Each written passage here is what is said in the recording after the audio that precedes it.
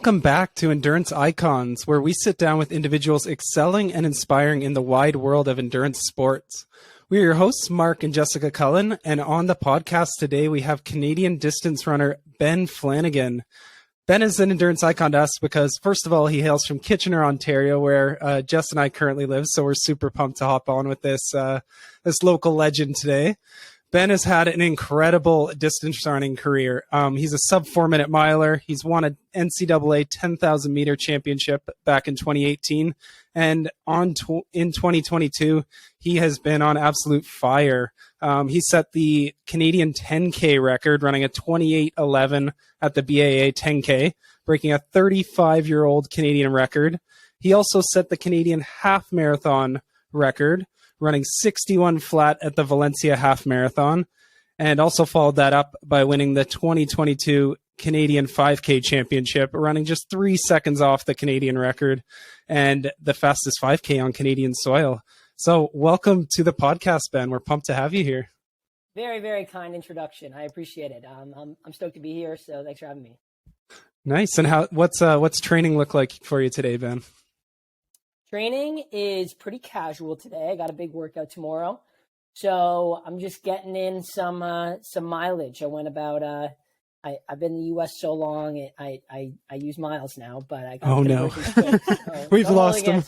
Yeah, don't hold it against me. It's I go back and forth. So I got about 9 miles in today, like 15K this morning, and then I'll go for another 4 miles, 6K in the evening. So good day, and then big track workout tomorrow. Nice. And it looks kind of from your Strava like you're just kind of starting your rebuild back into 2023. Does that sound right? Yeah, pretty much. It's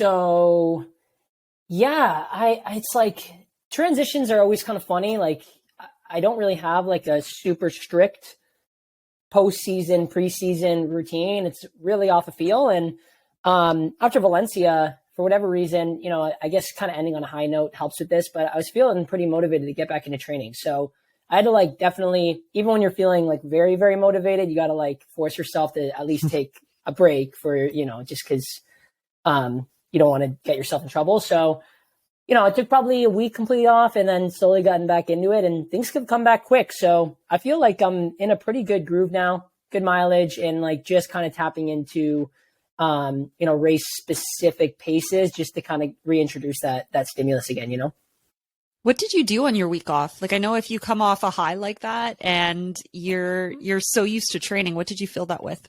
Well, we stayed in Spain. It was awesome. So, nice. It was amazing. So I got into Valencia about 5 days before the race.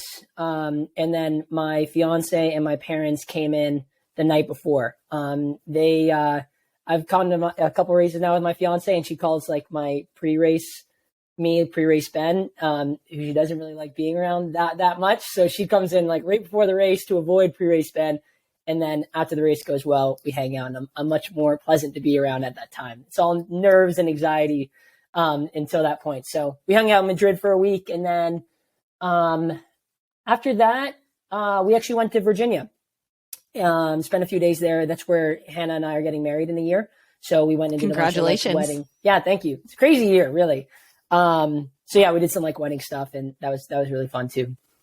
So introduce us to pre-race Ben. What is he like? I'm how's the best way to put it? Depends on the time of year. I've actually feel like I've come a long way where I've, especially early season, I really challenge myself to try to stay as calm as possible before races. And, that even can go as far as some races, having a couple beers with dinner the day before, really just not worrying about anything, just keeping things totally casual. Strangely enough, that's where some of my best performances have happened. When a race like Valencia, it's really hard to kind of stay in that mindset and not get caught up in the details and really the overthinking, and that for me is the pre-race Ben is just that anxiety. And, I kind of just in general have quite a bit of anxiety day to day. And, going to big races like that, I can just be really tense. So, and then, that coupled with just being boring, right? It's when you're so worried about the details of is going for this walk going to impact my race? Spoiler alert, the answer is no. But it feels like everything you do is going to impact the performance that's coming up. And when the stakes feel so high, it's hard to break out of that mindset. So that's like at its worst, I would say. Mm-hmm. So you mentioned that you deal with like a bunch of day-to-day anxiety. Do you find that actually your sport helps with that? Totally. Yeah. So I day-to-day is like probably a little bit of an overestimate, but yeah, in general, like just growing up and to this day, like, I would say kind of ebbs and flows, but, yeah, like I've got a busy brain, always got a lot going on, always feel like distracted a lot and, worrying about a lot of different things. So running definitely helps with that because I think it's a space that I can just like focus and, tire out my brain, tire out my body, kind of just get away from it all. And, I'm not exactly sure why, but I'm sure it's been really helpful. It's something, it's like a go-to. It's very therapeutic for me. Most of the time. Sometimes it's the opposite, but usually it's good. And you've been running for a long time. How did you get started in the sport? Yeah. I've been doing it like competitively since high school. We did the annual track meets in elementary and middle school, and there's something that like I was disproportionately good at compared to anything else I've ever done. I played hockey, lacrosse, baseball, was super mediocre at all of them. And you can't tell on this podcast, but I'm 5'6", so that doesn't really bode well in any of those sports either. So running just kind of came natural. And, when you're that young, it's fun being good at something, and winning. And there was like already an immediate, like an attraction based off of that. But what really got me into it is I've got two older sisters that, as you know, Jessica, yes, who I ran with them in university. Yeah, exactly. And, I look up to them a ton, always have. And, they were at they were on the St. Mary's, my high school cross country team. And they just loved the coach, Christina Sullivan, who you both might know being, in Kitchener, but, really, just really involved in the Kitchener running community. But Christina is an amazing coach, and they just loved her. They loved the team environment. And they just told me, like, when I was coming to high school, day one, I got to come to cross country practice. And I did. And it's just a culture that I thrived in. I love the people. I love the sport. And, with Sully, who, was a multiple time All-American at Villanova herself, I was under, really, I just lucked into a really good support network and good guidance and great coaching. And she helped me really understand like how to become a great runner. And from there, it was just about like, how far can we take this thing, Right. So like, why did you choose University of Michigan? Yeah. That's a good question. The recruiting process, like I was like really fixated on the NCAA early on. For whatever reason, it's just like where I was at as a 17-year-old. I loved watching guys like Mo Ahmed, Cam Levins, Nate Brennan, back in the day. And I was like pretty stressed out during the recruiting process. Like it was pretty overwhelming. But again, I had a lot of support with my parents, Christina, who's been through that process herself. And basically I was looking for a school that had a great combination of athletics and academics. And I narrowed it down to Michigan, Virginia, and, Wisconsin. It's actually funny with Michigan because I originally got recruited by the coach at Virginia. He reached out to me. He's a Canadian, Pete Watson. He's now at Texas, but I believe he's still at Texas. Either way, he was at Virginia at the time. So I really didn't have Michigan like necessarily on my radar, but Christina told me I should really consider them. And she actually emailed the coach and was like, "Hey, what the heck? Like, we got a great athlete here right across the border. Like, I'm surprised you haven't reached out." And he was actually buddy with the Virginia coach. And he's like, "Hey, we kind of have our own unwritten code that like, I only knew about Ben because of the Virginia coach. So I can't reach out. It doesn't feel right to reach out. But if Ben contacts me, then it's fair game." So I reached out to him.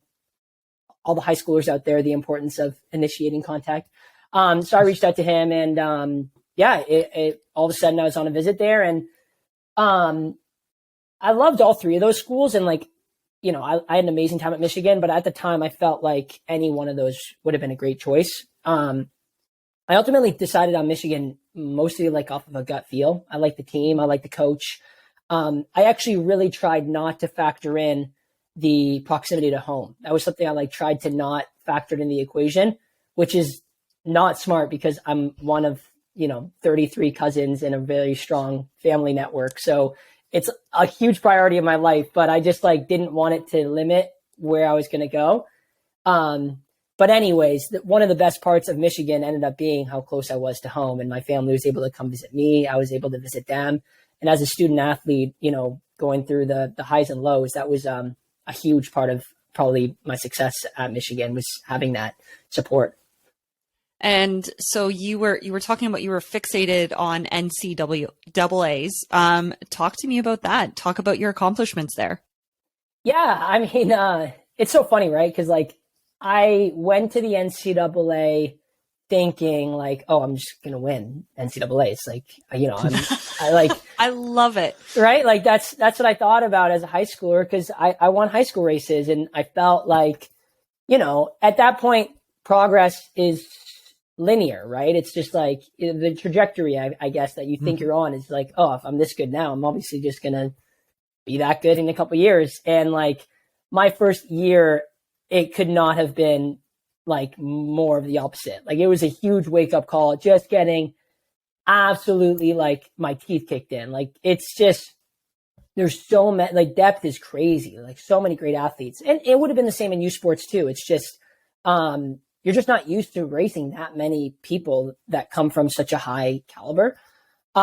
So pretty quickly I had to kind of reframe what I thought was, appropriate goals. So yeah, it's like everything I thought I would accomplish going into college actually ended up happening, which is crazy. But the way I got there was like an absolute roller coaster. So, there was periods in my NCAA career where I didn't even know if I was going to run again, or if I was going to come back from an injury. So for it to all to come together and culminate in an NCAA title in my last race there, looking back, it's pretty nuts. And it's also what set me up for the opportunity to keep doing this, to this day.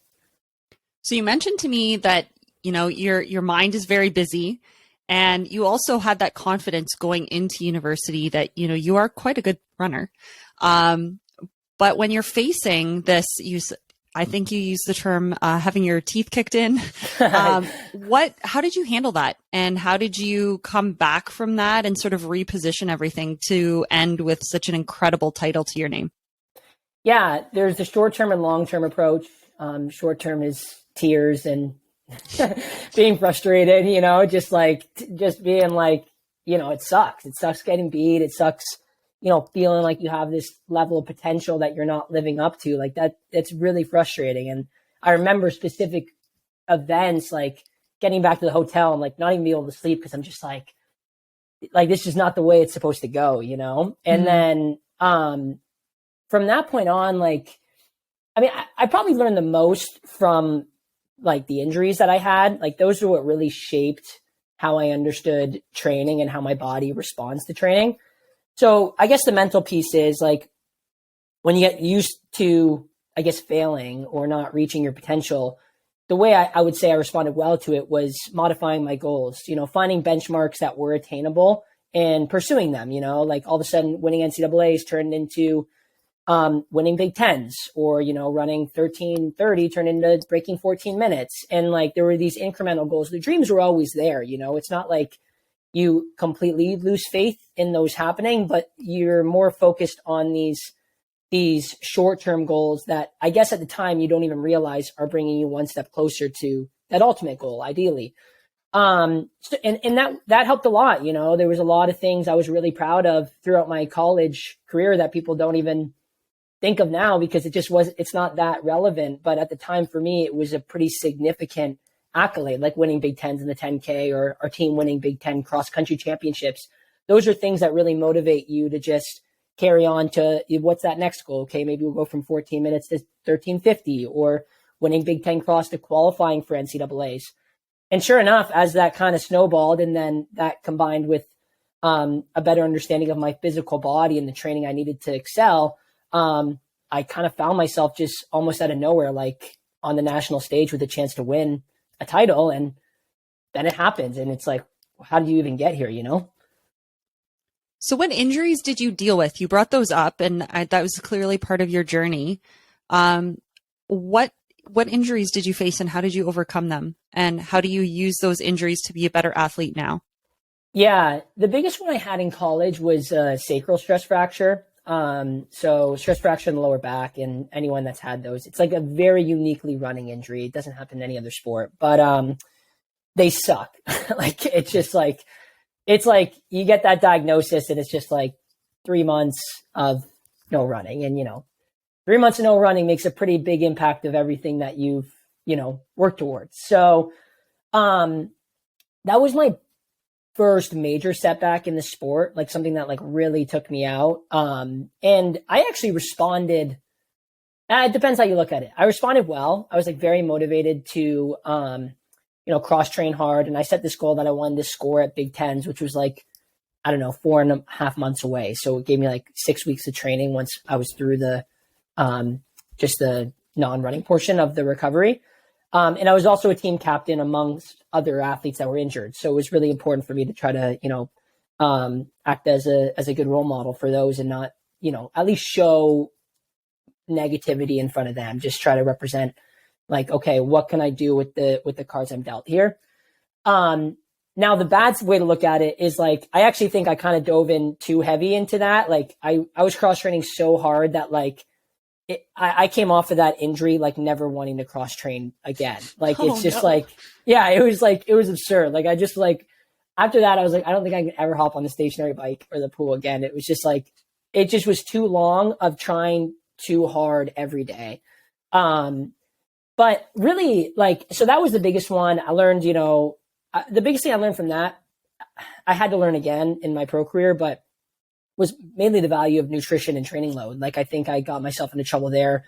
Something along like the lines of a Reds situation, just not feeling properly and trying to control my diet too much for high performance, which is just not sustainable. And I learned that the hard way. And then I got a couple of injuries actually not far out from when I won NCAAs, like a couple months before. And really like those kind of had a funny way of teaching me how to train better for me, because it really limited my level of risk. Like I kept getting these foot injuries that we couldn't figure out, and Sully like almost tossed his hands up and is just like, listen, all right, we just can't do what we used to. Let's just modify everything and let's just get you to the starting line. And that shift in the approach, what we ended up doing as like a let's buy us some time type of training, ended up being like what worked for me. So all of a sudden this low mileage, higher intensity, increased recovery approach, my performances just took off. And it's like, we just struck gold. Like all of a sudden this like training routine, I felt like we felt like I was forced into, ended up being like optimal for me. And I don't know if I ever would have realized that without like, again, just being forced into that situation. So fascinating. And what an incredible like end to that injury story of, you're working through something, you adjust approach, you're not thinking that it's going to be this incredible result, and then you end up winning. That must have been a total mountaintop. So then after you accomplished this, where did you go after Michigan in 2018? Yeah, I know. It's funny you say that. The end of the injury story. If only that were true. It was the end of this injury story. Yes, that was a chapter. So that's the beauty and the unfortunate thing is sometimes these lessons you learn them more than once. But so basically NCAA has changed my whole career, right? Like, the sport just has such a steep drop off in terms of financial opportunities, which I learned by being one of few athletes that was set up to get a contract, and I truly think that if I was second at NCAAs, my, financial opportunity or getting a contract or joining a group would have been limited significantly. So fortunately I won, and it gave me the opportunity to run as a pro. And that was something I always wanted to do. And, for a lot of my college career, didn't really look like it was on the table. But the day after NCAAs, I found myself meeting with an agent, learning about like the pro opportunities that were there, learning that anyone that was signing pro had all these conversations 6 months ago and knew that they were doing, and I was kind of last to the party, which was fine. I was happy to still be at the party. Yeah, so what I ended up doing was, after having some negotiations with a couple groups and brands, decided to join Reebok Track Club based in Charlottesville, Virginia. And that was with the former Syracuse coach, Chris Fox, who, for Canadians is most notably Justin Knight's coach. And, just seeing what he did at Syracuse, they won an NCAA championship as a team. He coached Justin to, just missing the Olympic team as a college kid, running 13:26.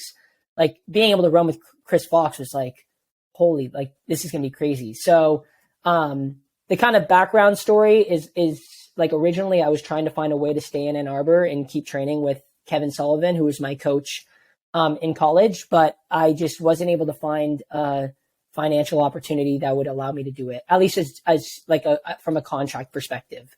And at the time, which my mindset is this has changed, I really didn't think like working a full-time job and running was going to set me up for success. Like I said, I've changed my mindset on that now.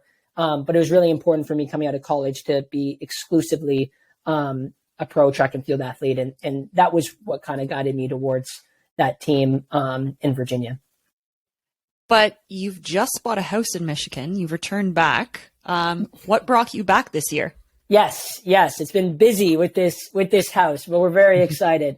So I was in Virginia for 3 years and we loved it there. Hannah came and joined me a year later. She was a golfer at Michigan and graduated a year into my career.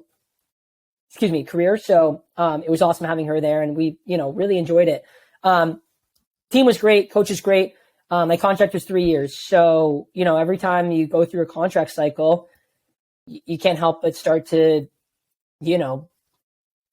I guess, just consider what options you have, right? It's pretty interesting because you really don't, depending on who you are and your relationship with the brand and the coach, like it's never certain you're going to get re-signed by your current brand. You're not going to get re-signed by other brands.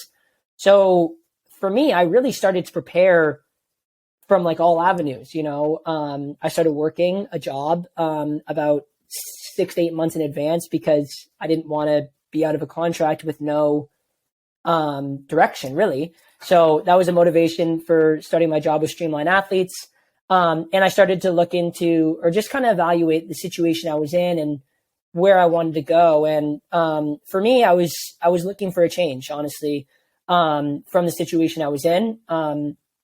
I felt like there was some things that I needed from a training perspective that might bring me to another level.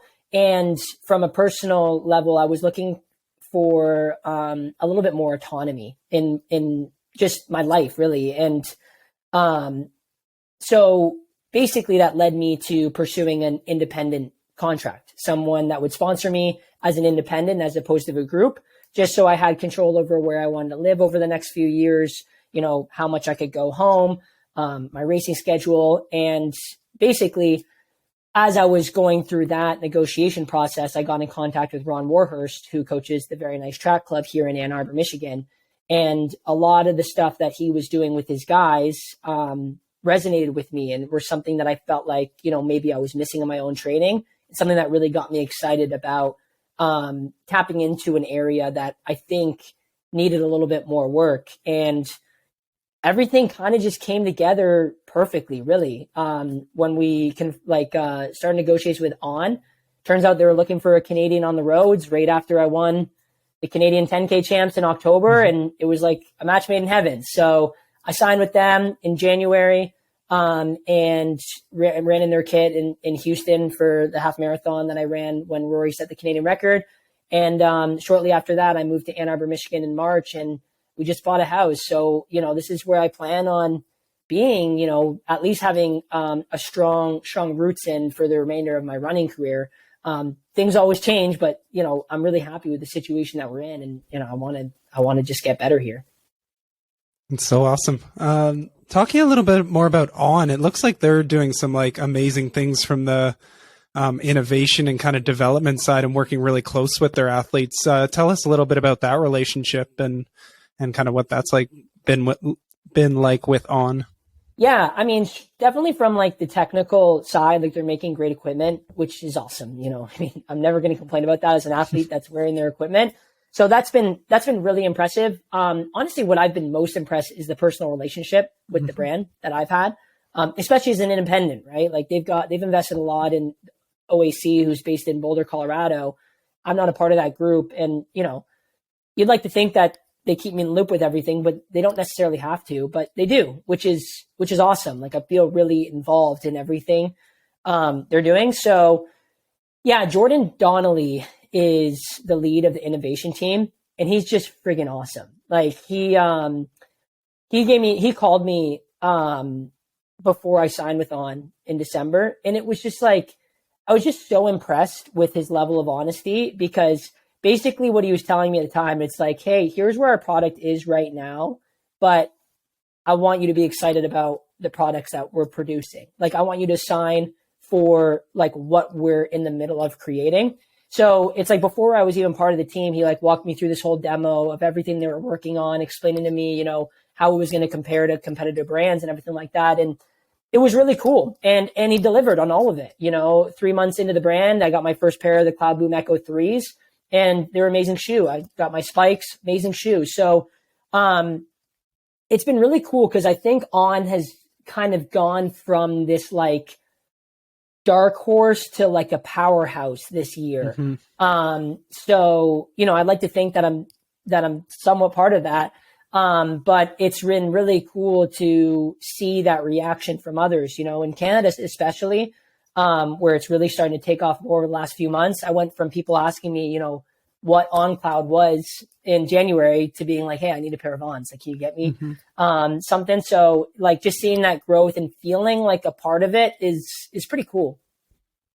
That's awesome. Yeah, I've heard some amazing stories of them just having their like research team right on the track, getting feedback like right from their athletes right away. And you're seeing it like huge in the triathlon world, which we're very involved in. Like the recent Ironman World Championship was just won by Gustav Eden wearing the Ons, and everyone's like, you just see this like arms race to everybody's buying Ons now. So it's, it looks like they're doing some cool stuff, and no longer this like small brand. They're like making waves. It's cool. 100%. You got to follow Jordan Donnelly on Instagram, because this guy literally like, it doesn't look like he's ever not on a plane. Like he's just like boom, boom, Europe, Australia, like Ironman World Championships, world champs in Eugene. He's everywhere. But they invited me out to Orlando with OAC right when I signed in January, and we did like a big feedback session on the Cloud Boom Echoes before they finalized them.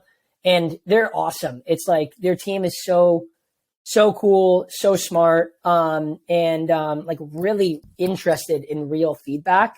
So it's a very passionate team, and it works well. Like I think that the athletes that they bring on too, like share that same passion. So it's been a really cool fit. And Andrew Weeding was like my main point of contact right when I signed too, which like I'm a big Andy Weeding fan. So it's like it was just cool. Like I've had a really good experience with them, and I'm excited to be with them, through the next few years and hopefully longer if everything goes well. That's awesome. So 2022 has been epic year for you here. Like, what are some of the kind of biggest changes you've made kind of around your training specifically, and kind of your things around training that you think have really helped you kind of pull out all these incredible results this year?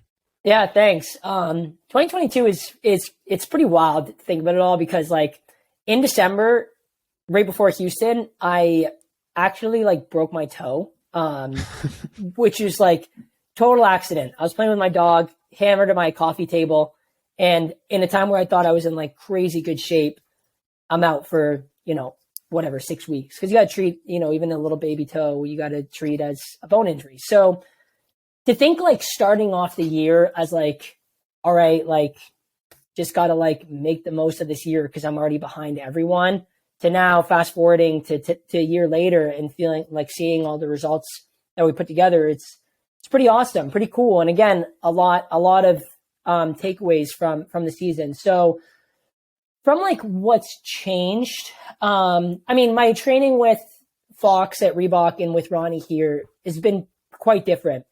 Fox is definitely leans pretty heavily on the, strength side of training, which has always kind of been my bread and butter. And Ronnie's a lot more on the intensity side. So the most obvious difference is a lot more speed work, what I would consider speed work, just speed endurance, just getting used to running under 60-second pace regularly. And for me, I feel like that's something I've always thrived with, but don't ever get or haven't gotten a lot throughout my career. Like, it's like I've always kind of just been this like token 10K guy or whatever, potential marathoner. And it's like when you pigeonhole an athlete like that, and I'm not saying any coaches did this intentionally, but it's like it's really easy to just like load on the strengths that you're good at when like I feel like tapping into those lower distances is what makes me better at everything across the board. So I made a calculated bet that going with Ronnie and tapping into that was really going to make a difference for me. And I think it has. And, I think we showed some really great signs of how well I respond to that. And, finishing off the year on the strength side with the half marathon was cool to see that response across the spectrum of events. But hopefully, going into 23, where I'm really hoping to like showcase how much of an impact it can make is on the track, because the track I've always like the roads have come natural to me and I feel comfortable there. The track I've just always had this like appeal to and never felt like I've fully delivered on outside of my NCAA race years ago. So I'm hoping like this is the year where I can showcase like really what's there. And if I can, then that's going to, again, make me a better athlete across the board. Yeah. So clearly you're kind of saying for 2023 with that focus kind of on the track and kind of 10K, 5K type of stuff, that would kind of be your target towards like Olympics 2024 type of thing. Is that kind of the road you're looking at? I've got a plan A, B, and C. I can take you through them all if you want, but that's plan A and B. The last thing I'll say, just as we're on the note of changes, the other thing is just the recovery side of things. Like, yeah. You mentioned my Strava earlier, Mark. You might have noticed that like I don't run very fast. Like when I'm not working out, like I'm on like full recovery mode. And again, that's something that in the past has worked really well for me. The last few years I've gotten away from a little bit. And now I've brought that back. And I think now our workout or our training schedule is just such a high emphasis on high quality workouts and, getting your training in between and, not having low quality in between, but just like an emphasis on recovery in between those high quality sessions. And to me, that's a recipe for successful racing, is to make the most out of your strong efforts. And honestly, like I think a lot of athletes can run into trouble by like the best way to maximize your workouts is to make yourself feel good on your non-workouts. So it's like you got to slow down to run fast, in my opinion, or at least that's how it works for me. Yeah, for sure. So what are some other like recovery pieces that you really focus on to make sure that you're able to absorb this huge load of training and intensity? Yeah, I mean, you'd honestly be surprised. Like, it's not like I've done it all. Like, I've done the ice bath thing, I've done the modalities. And, at this point in my career, I like to think anything that I do now is quite intentional. Like, I like to notice the return I'm getting on any of my training decisions. And to be honest, a lot of that has come with just removing things that I don't notice much of an impact more than adding things. So, running easy is by far the biggest one. Like that to me is what completely saves my legs for big sessions, for races, and gets me through a whole year of performances, is by that like sustainable model of training. Outside that, sleep is definitely the next priority. Like I refuse to let myself get less than 8 hours of sleep. And I still want more, to be honest. So sometimes I probably could even back off a bit, but I try to sleep 9 hours a night, get naps in. And then I'll do like my like lifting routine is like a glorified rehab program. So I've worked with a lot of different trainers, and I've kind of just like picked up just rehab exercises that I think like my body specifically needs. And I just hold on to that routine and just try to like, those are just kind of like maintenance, tweak, the feet, the ankles, the core, to make sure that like I don't run into any injuries. And outside that, couple PT sessions, massages to flush out the legs, and that's pretty much it. So nothing too crazy. And nutrition wise, do you like look a lot at what you're doing day to day or around training or recovery or intro workout, all of the pieces around nutrition? For sure. So kind of based on the conversation we had earlier, like really focusing on nutrition for me has done more damage than good. So my main priority with nutrition nowadays is never putting myself in a underfueling state. So this time of year, especially, like I just make sure to eat enough, or even, overeat is maybe a misleading term, but I just want to make sure I'm fueling, proportionate to my training load and never going under at any point of the year. And then outside that, like my nutritional approach is definitely just everything in moderation. I try not to restrict certain foods or drinks or anything like that. Just don't overdo anything really, and then generally eat healthy, and that's worked out right for me. Nice. Jumping back to that kind of Olympic piece, I think before we even jump into kind of what you're looking at going forward here and some of the future goals, I'd love to maybe share with the listeners a little bit about your crazy Olympic story from the last Olympics, of that qualifying stuff down to the wire there. Maybe you can share a little bit about that with us.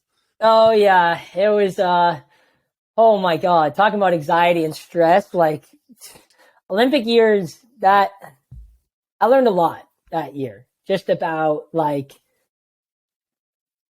the emotional battle involved in trying to make the Olympic team. It's like one thing to just be physically capable of doing so, but just the emotional toll really of just going through that year, and especially the situation I was in where like I knew pretty early on I was either going to be like just in or just out. That's like what it looked like. Yeah, ended up being just out, which is a bummer. But for a long time, it really looked like it could go either way. So, that coupled with COVID, in Canada, just the restrictions, the quarantine protocol, bouncing back between the US and Canada, there was so much going on. So the best way to probably describe the story is I ended up having my best performance that year in Massachusetts, where I ran 13:20 in the 5K. Mo and Justin had the top two spots in the 5K taken. They were locks. So it was down to me, Luke Brochet, and Kieran Lum. That's what it looked like, at least, for that third spot. And that 13:20 was the mark that was the one to beat. I put myself as like the front runner of that group to have that third team. So I went to Canada to prepare for the trials. And during my quarantine, I knew that Luke and Kieran were running on the same day. And that was going to be like their last opportunity to beat my mark. And that was like the most stressful day. Like I was like on my phone literally all day. And Kieran was out in Europe, so he was in the morning, and Luke was out west in BC, so he was at night. So Kieran went for it, just, went all out to try to hit the standard, and, just didn't have it on the day. So he finished, I think he ended up running like high 13s. Anyways, he didn't run 13:20. And like after that race, the selfishness in me was just like, holy shit, I think I just made the Olympic team. Like I was like thinking of Luke's situation. I just didn't think like it was set up for him to beat my mark. I thought I was in, and I was like trying not to get too excited, but I was like, it was like a moment of like, it was like right there. I felt like, holy shit, this like, sorry for my language, but here's this dream of mine I've been like working for my whole life, and it's looks like it might happen. And then sure enough, here comes Luke Brochet out in British Columbia. And I remember I woke up in the middle of the night to use the bathroom because I always hydrate before bed. But I was like walking over, and I was like, all right, don't look at your phone. Like there's no good that could come of this, looking at these results at, midnight or 1 a.m. Eastern time. And then sure enough, I take out my phone, look at the results, and I see that 13:11 that Luke ran. And it was just like heart just like sank. It was just like, how did this happen? It was like amazing performance by Luke. And, there's nothing like, he deserved to go. He like I'm actually, the further away I've gotten from that situation, I've been more impressed with how he put up that mark under the conditions he was in. Mm-hmm. But at the time, in my own story, my own head, where like I'm the main character, it was just like crushing. I was just like, what do I do? Like I just felt like I completely lost control of the situation. But at the same time, it's like refusal to accept that like the dream is dead. Right. So, I spent that whole night not sleeping and like brainstorming every possible scenario, how I could, jump Luke and get that third spot, and end up making a decision to fly out west and take a last shot, in which I didn't get it. But yeah, like the moment that mark was put up, it was pretty much over. And I'm glad I went down swinging. But after that race in Eugene, I texted Luke and was just like, congrats, man, totally deserve it. Yeah, it was a tough go, but it's like, that's how it goes. Now it's like, it definitely was fuel for the fire. Like it makes me like, I just can't miss the next Olympic team. Like I refuse to. I just like so badly now want to just like make that happen. But it was a massive learning experience in terms of like what it takes to make the team, always keep your head on a swivel. Like you don't know who's going to be the next guy or girl, in the respective events to just put up a massive mark. And you just gotta be prepared, years out. And the advantage I think I have now over, that Olympic cycle is this season, like I can start towards qualifying for that Olympic team. Whereas the last cycle, like I just wasn't at an ability level where I had a whole 2 years to start like putting up marks to give myself a better shot. So we'll see what happens. But, the next 2 years are all in on making the Olympic team. It's by far the number one priority. That's awesome. It seems like that's amazing that you were able to be so like gracious in like such an intense moment that comes every like 4 years there, for you to still like send Luke a message and be like, that's amazing, man. It seems like there's this cool camaraderie. We talked to like Natasha Wodak as well. And she was just saying like the Canadian distance running community, like everybody is so like friendly with one another, but at the same time, you guys are just like pushing each other to these new levels. Like it's been amazing to watch all the kind of Canadian records fall in the last couple of years, especially at some of the longer distance stuff. Like, what do you chalk up to some of these big improvements in running over the last couple of years, especially in Canada? Yeah, there's a number of factors, and I appreciate that. It's like you get it, right? It's like, and it's just, it was important for me to like let Luke know that like, you earned it. You know what I mean? It's like, and honestly, like just in Valencia, when I broke the Canadian record and Cam was second behind me, I almost felt like I didn't know, like I wasn't even going to interact with Cam because I didn't really know how that dynamic goes. And he came up to me right after the race and was like, hey, I'm really proud of you. Congrats. Like, do you want to cool down together? And like be on the other side of that. So cool. Yeah, it was awesome. I was like, I looked up to Cam my whole career, and that was like, that really impressed me. It was just like, it was just a cool feeling of like, yeah, you can be as competitive as ever when you're in the middle of the race, and we're all going to be. Just being nice to someone isn't going to change that. But it's like like being able to relate to each other off or outside of competition, I think is just, it's a cool thing to be able to do and receive, I guess. So in terms of the Canadian distance running, I mean, I think the number one factor is seeing other Canadians put up high marks. Like there's just been so many Canadians to break barriers over the last, I mean, for a long time. You can go back to, Gary Reed and Kevin Sullivan, or, Jerome Drayton. And there's plenty of athletes that you can name that are even before my time or my following the sport to a credit to. But, in recent time, I think probably the number one guy is Mohammed. Like Muhammad Ahmed breaking 13 minutes, like breaking the Canadian record to breaking 13 minutes to winning medals on the world stage. Like just completely redefine like what's capable for Canadian distance running. And then Justin to come pretty damn close to matching those performances. Like the fact that one period Canada had the top 2 fastest times in North America ever in the 5K, like that's just something that just didn't exist, at least in like before these 2 athletes. So guys like that, I think just motivate the next generation, or even, I'm older than Justin, motivate everyone around to be like, wow, like we don't need to settle for like being good for Canada or something like that. It's like Canada can be a powerhouse in distance running, as showcased by, these I guess like trailblazers in the sport.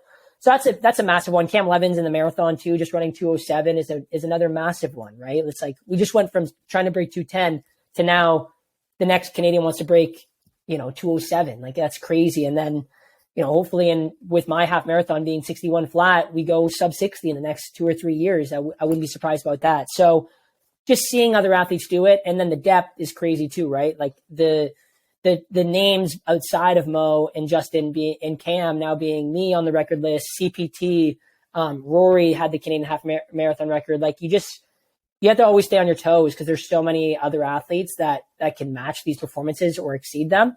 And then lastly, the shoes.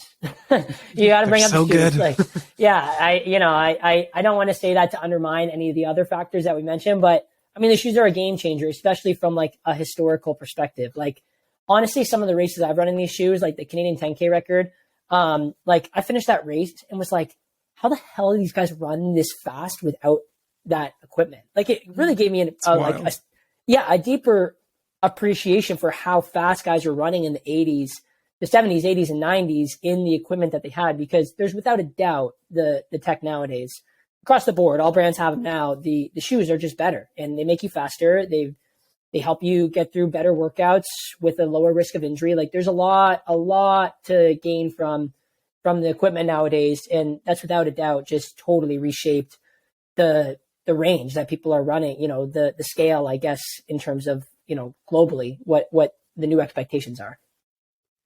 It's so remarkable, the technology, and it must be so exciting to be, you're not just a part of, making history in, making these Canadian times, but you're helping shape the technology with such a strong running partner. You mentioned Cam and that you looked up to him your entire life. And I'm just wondering, as you reflect after a year that you've just had, and all of these incredible accomplishments, have you spent any time thinking about the fact that you now are, that person that people are going to spend their careers looking up to and trying to chase? Like, what does that feel like after having all these idols and suddenly realizing that, like, I guess you're an icon? That's nice of you to say. Yeah, I mean, it's something that I think about more now, and I want to think about more.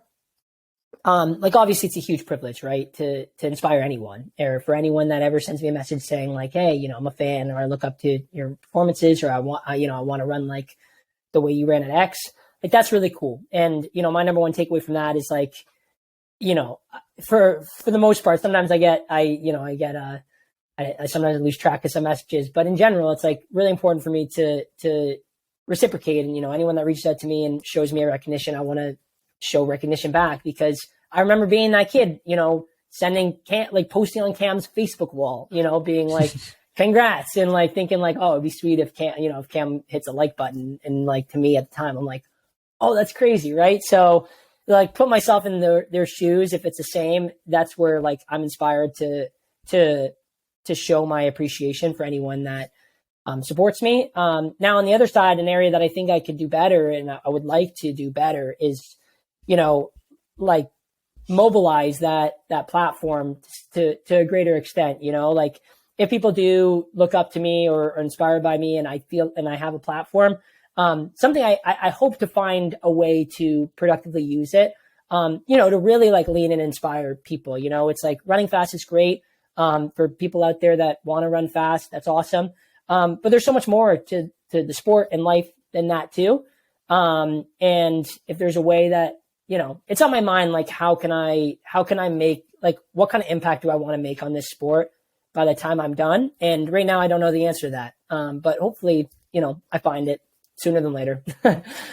Well, when you decide what you want your legacy in the sport to be, you're going to have to come back and tell us. We'll have you back on. But that'd be awesome. Yes. One of the most remarkable things, I mean, you mentioned it earlier in our conversation, of the fact that you used to view that full-time job as something that something that worked with such a high level athletic career, and that you changed your mind on that. So you've had a full-time job, and now you're a full-time student, which I would call a full-time job. How do you blend the two, and what was it that changed your mind to sort of add that back into your life? Yeah. It was a challenge for me that I wanted to take on, because I remember just the misconception I had is that after I graduated and I became a full-time pro, that by like losing school or these distractions, at the time, that's how I perceived it from running, it would just make me better. Right. Like, and there was no real deep thinking into why that would be, but I would just be better when I just focused entirely on running. And what I experienced anecdotally was that just didn't happen. You know, I was in Virginia and it went one of two ways. It was like, okay, I have extra time because I'm not doing anything else. So how many miscellaneous things can I just pack in that I can convince myself will make me a better athlete, but, you know, might not, you know, and no offense to anyone that does this, because this is my experience. Other people, this stuff does work, but, you know, I was going to the gym, the sauna, you know, putting in more miles, just doing stuff that like, I almost felt like I needed to do to fill the time, to justify the time I had, rather than like having intent behind making myself a better athlete. And then the other way it went, it was once I, you know, decided that some of those things weren't benefiting me, I had a lot more time and I was bored. You know, I was like, this is just a lot of time on my hands where I don't feel productive. I don't feel engaged. I don't want to just think about running all the time. I didn't feel good about myself, really. And that's when I decided to reach out to Streamline Athletes. It's pretty funny. I made a Google search that was Canadian online remote track and field jobs. And one job came up. And it was Very Streamline specific. Athletes. Yeah, right. Because I'm like, you know, I don't have a visa to like work in the US, so it needed to be Canadian. It needed to be remote because I live in the US. You know, I was like, I don't think I can really get many jobs outside track and field with my experience. So sure enough, talked to them at Streamline. They're an awesome team. They gave me a chance, set me up in a role. And that was really cool for me because it's like, I just learned like what it's like to be a worker, you know, just from like using Google Calendar at the beginning and like understanding a company dynamic to, you know, attending meetings. It was just like a great experience for someone like me with limited experience because, you know, I didn't work a job in high school. I ran and studied and I got a scholarship to the US. And, you know, when I wasn't running, I went home and spent time with my family. So I had super limited experience and they set me up really well and really trusted me to learn like valuable skills. But what I learned in that experience is with that distraction, my running either was not impacted at all or was better. You know, it was like that type of stimulus was helpful for me, you know, to get away from running, have another distraction, but something that's productive. And then to, again, revisit running after that piece of my day was over was a really nice dynamic that I enjoyed. And I thought I actually thrived in. Now there's a couple things that like, you know, if anyone doesn't relate to this, there's a couple things that are important. You know, your job, whoever is your boss needs to understand the position you're in, right? It's like some days I'd have to leave work for 3 days because I was traveling to a race and that doesn't fly with any company or any job. So it's like, you need to find the right fit. But I mean, so this is my experience and I'm no longer working at Streamline because as you said, I decided to go back to school in business. And that's been a similar process. And, you know, it's funny if my fiance is listening in the other room because she sees me sometimes frantically, like whipping up my computer and like crushing an assignment for 5 hours because I procrastinated. So, it's not always like a super normal student then.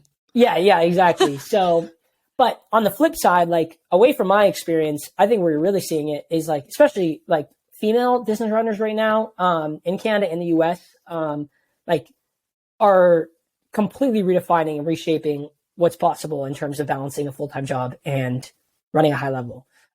So like, Kira D'Amato, for example, as a full-time real estate agent, setting the American record, now Am Sisson has it, but like, you're just seeing these like high profile athletes that are sharing that what else they're doing in their lives. And I think that's really inspirational for people to see, for everyone, you know, people that, you know, are either working full time and don't feel like they can train or they can fit an exercise in their life. I think it's cool for them to see someone like that to inspire them to put, you know, more running or whatever it is, something else in their life. But also people like me and other athletes that feel like their whole identity revolves around running. I think it's important to see like, hey, you know what, maybe I can tap into another avenue of my life and it won't actually, you know, negatively impact something that like I'm so scared of, you know, messing up.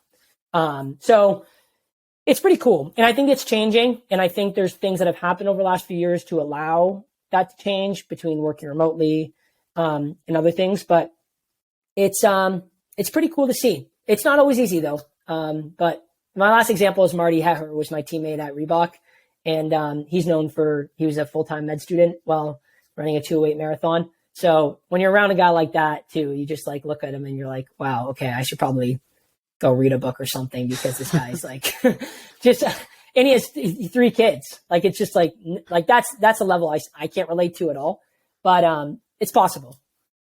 Well, it's like the phrase, if you want something done, ask a busy person. And I mean, you and everyone you're describing are high performers. So I think it just comes down to preparation and planning. And you're so used to ticking those boxes as an athlete. So it's just executing a plan, whether it's a life plan or whether it's your training plan. But speaking of training plans, I know that you have your A and B goal for the upcoming Olympics, but do you have any steps or goals along the way? Like, what does your race calendar look like for 2023, and what are you focusing on? Yeah, this is probably the first year where I felt like I have a full racing schedule in advance, which is awesome. Like, it just is like, it's just a cool place to be in, where I feel like I have a good enough understanding of the sport, of like what I need to do this year to make a world championship team, which will ultimately help me make the Olympic team. And B, it's just nice to like not feel like I'm making decisions on like the what's the phrase I'm looking for? Like the seat of my pants or whatever. I don't, you might have to edit that out. I don't know what it is, but so off the cuff. So, because a lot of times, a lot of my seasons have been like making decisions just so sporadically, because I'm either coming off an injury, or my fitness is like not where I thought it was, or it's better than I thought it was. But I feel a lot more in control so far this season. Things always change, but so with that in mind, indoors, I'm going to run a couple races. I'm hoping to run a fast 5K indoors and a fast 3K to help with my ranking, and ideally hit the standard. It's 13:06, so it's fast. It's going to take a pretty big performance to do that. And then I'm aiming for a fast 10 in early March.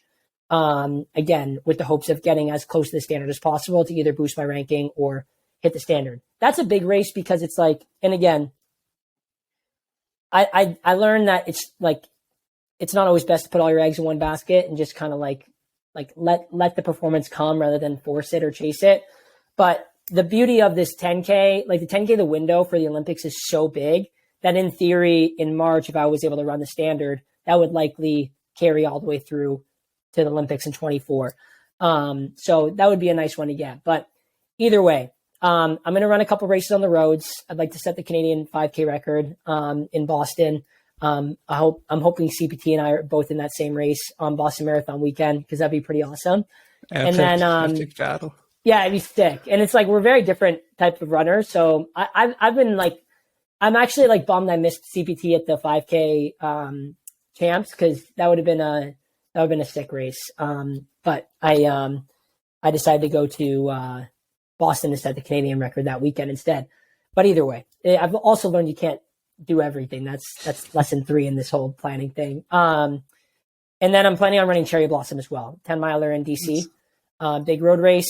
And then outside that, it's just gearing up for the Canadian champs, the 10,000 meter champs, and the 5K. But they're so late in the year this year because World Champs is so far back. Sorry, I know I'm kind of saying this in a crazy order, but ideally, with all of that lined up, I make the team, the World Champs team in Budapest, which is in August. Unfortunately, the same weekend as the Falmouth Road Race, which I would have to miss, which would be a bummer. But you've won that thing about 30 times now, haven't you? Yeah, I know. It's like my go-to double circled event, but I already know it now that if I make Worlds, I won't be running it. So silver lining, if I don't make Worlds, I can go for 4th title. That'd be pretty sweet. But and then plan C is if Worlds doesn't happen on the track, I'm finally time to like just close the book on my track career, which I've, questioned many times, but I keep opening every single year. I would probably make a marathon debut in the fall of 23. So I don't know where that would be. It'd be awesome to be in Toronto. Chicago is around that time of year as well. New York is not really conducive to running fast.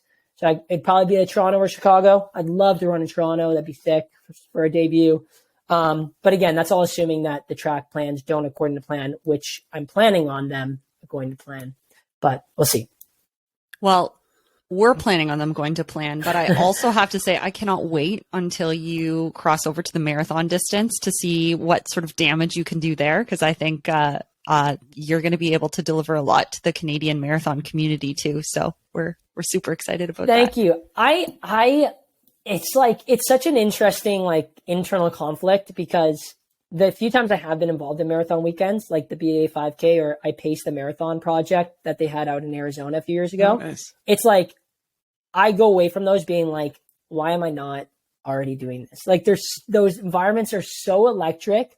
They're so cool. And like, despite me loving the track, like the roads are just so much better from like a like running community perspective. Like just, you know, the involvement of everyone, the atmosphere, the event itself. So it's like, and I just think I'm going to be suited well for the marathon. Now, the flip side is I'm just not in, like, from a competitive standpoint, I'm just in no rush to get there. Mm-hmm. And not only from what I was talking about earlier with the female distance athletes redefining the balance of work, life, and high performance sport. The other thing on the female distance side, especially combined with Eliud Kipchoge, is they're redefining like the age at which you can peak as an athlete. Like Natasha, who you brought up earlier, like absolutely on a tear, setting Canadian records, you know, at a stage that like it's never been never happened before in Canadian history. And Melindy too. So it's like, it's pretty cool to see that like, even if you take your time with the marathon, you can have a long career there. And I want to be in the sport for a while. So, you know, if I make a marathon debut in the next 2 years, that I'll be 29, 30. Like I still feel like there's a good, you know, 5 to 6 years I can dedicate to the event and really get great at it is the goal. But what I don't want to do is go too early. That's like actually what I'm more nervous about than going too late. But this is all coming from someone who's never run a marathon. It's just my intuition. Oh, I completely understand that. And I agree. I think you have a long career before you'd need to start the marathons, but it's going to be remarkable to watch over the next few years to see where you go and just know how many people are looking up to you. And as you continue to become this incredible endurance icon. So we think you're an endurance icon, but one of the questions we always love to close by asking is, who's your endurance icon? Oh, that's a good question. I've got a lot. I look up, you might have already noticed this, but I'm a huge track nerd and distance running nerd. I love just following the sport. I'm a fan. Endurance icon. We'll let you have more than one. Yeah, you can have multiple. Yeah. That's all good. I've got a couple. My all-time has got to be like Kevin Sullivan. You know, my historically, just what he was able to do throughout his whole career is wild. Like he was one of the best in the world from the age of 14 to his retirement, which is just insane. And he ended up being my coach. So that's definitely one of the top ones. One of the guys right now in the running world who I really look up to and enjoy following is Connor Mance, American marathoner, just debuted in 2:08. He's a couple years younger than me, but we race in the NCAA, and I've really enjoyed following him. I'm looking forward to racing him too. And let's see. Is there anyone else that... I mean, I'm a big Kira D'Amato fan too, who I brought up a couple times in this podcast as well. But then there's so many Canadians too. Natasha, in the middle distances, the Stafford sisters, Maddie Kelly, I talked to her the other day. Like there's so many great athletes right now. So I'm a fan of everyone. But yeah, I would say right now, I really enjoy watching Connor Mance. And I really like following the OAC guys as well, because they're doing some pretty cool stuff. But in general, just love watching it all. Amazing. Well, and we love watching your career. So thank you so much for coming on to the podcast. I can't wait to share this episode with everyone. And we look forward to watching all the great things that you're going to do in 2023 and beyond that. Yeah, thanks for having me. I appreciate it. Wow, how great was that? I always learn so much from these endurance icons. If you enjoyed the podcast as well, please consider liking us across social media, subscribing to us on YouTube, or giving us a 5-star rating on wherever you listen to your podcasts. We appreciate you and your support so much. We wish you happy training, and we'll see you back next week.